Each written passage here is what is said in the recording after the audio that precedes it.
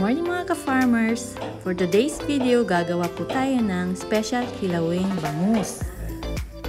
So, bumili po tayo ng 5 kilo ng fresh na bangus sa aming palengke. Hiwain po natin ang bangus at tanggalin ang mga tinik.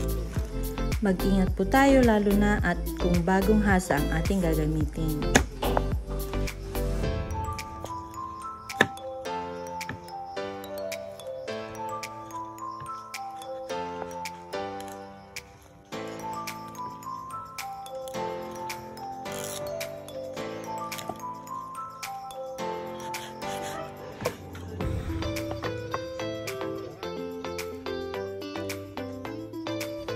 Tanggalin din po natin ang tiyan ng isda o ang belly.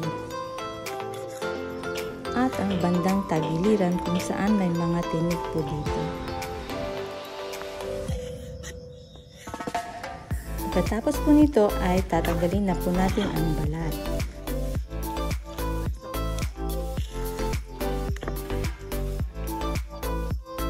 At ang mga natirang mga parte na hindi na po natin kailangan sa kilawing bangus ay tatago po natin at maaari nating iluto ng pangat na isda o sinigang sa kinabukasan.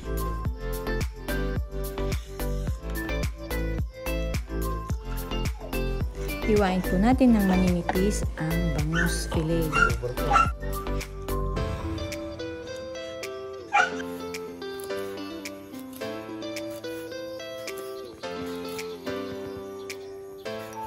At pagkatapos, ihanda na rin po natin ang mga ibang ingredients.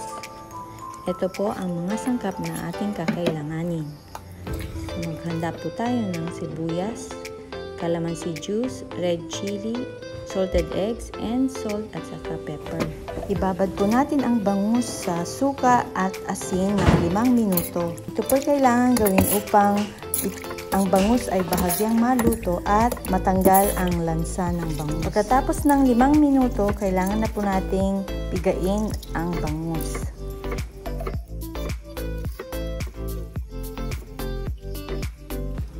Tara na po at timplahin na natin ang kilawing bangus.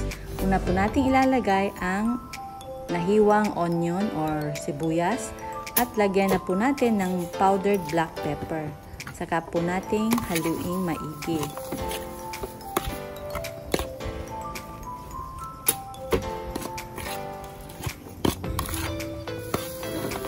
At idagdag na po natin ang calamansi juice. Sa mga mahilig po sa maanghang, pwede po tayong magdagdag ng red na sili. Pagkatapos po nito, pwede na po nating idagdag ang salted egg. 10 piraso po ng salted egg ang nagamit namin sa recipe ito.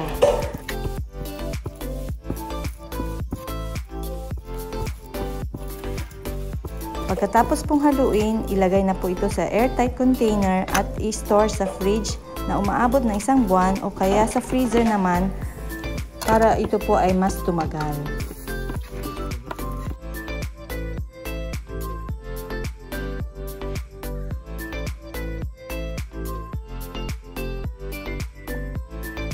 So, ito na po ang ating finished product, ang special kilawing bangus. Okay, maraming salamat po. Thank you for watching.